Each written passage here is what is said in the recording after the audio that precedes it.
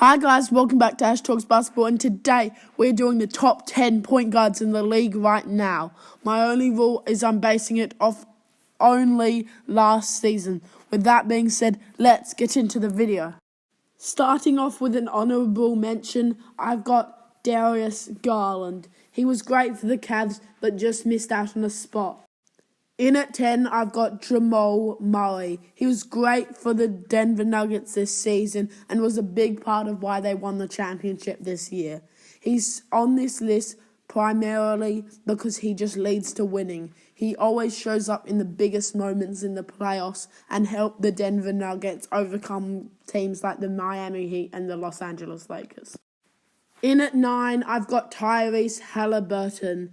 Indiana didn't win many games this season, but he just showed how much potential he has in the league and how he can be an amazing distributor for the years to come, and Pacers might be able to make a playoff run this coming year.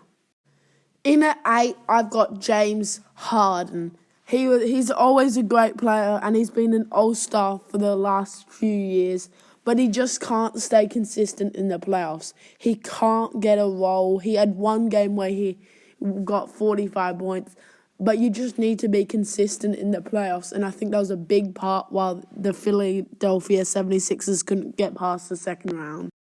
In at 7, I've got one of the best offensive point guards in the league right now, Trae Young. He's a great distributor, a great scorer. He just struggled with the winning and the leadership he needs to provide as the best player on the Atlanta Hawks. He just hasn't been able to show that, and in result, Atlanta have been struggling in the playoffs ever since. In at 6, I've got Jalen Brunson. I think he is one of the most thoroughly underrated point guards in the league, and he was a big part of why the New York Knicks made a deep playoff run this year, getting eliminated in the second round, which was past everybody's expectations to start the year.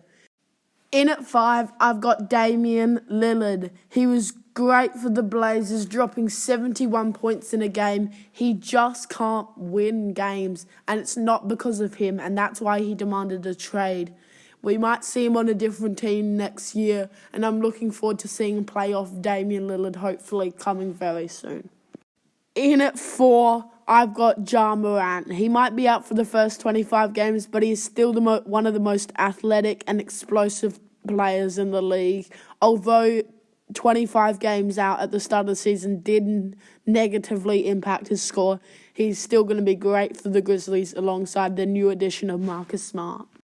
In at 3, I've got Shai Gilgeous-Alexander. He's a great scorer and a great guard for the Oklahoma City Thunder, and I think they might be able to make a deep playoff run this season if everybody is healthy.